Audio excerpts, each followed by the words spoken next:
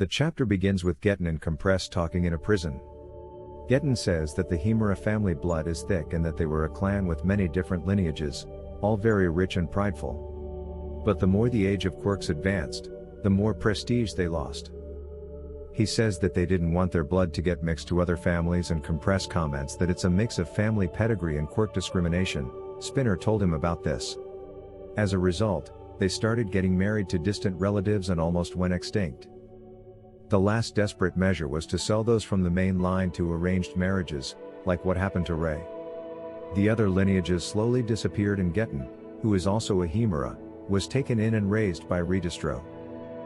ᴄᴏ then says that with the passing of the generations quirks have become more complex, and sometimes even the user themselves is not fully aware of their genetics and the full extent of their power.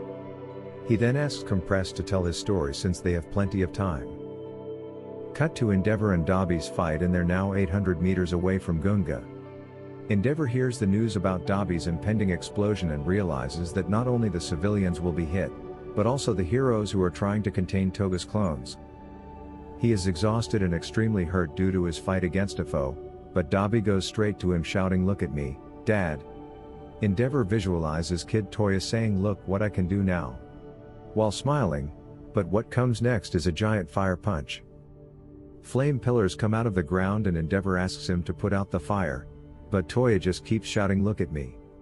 And let's play, Natsu." Endeavor realizes that he is barely able to think anymore and wonders how he's still alive with such hot flames. He extends his hand towards Dabi's chest and starts thinking to himself. There are two kinds of phenomenons when someone is close to death: awakening an already existing ability, like what happened to Bakugo in the previous war, or developing a brand new type of ability.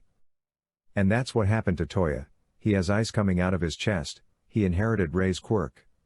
Endeavor begins to remember everything that happened and says that it's all his fault.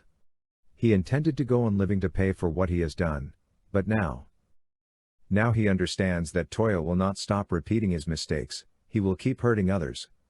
He has failed to take care of Toya, and now that's the consequence. Endeavor says that he will not let his son die alone and won't let him involve anyone else in his revenge.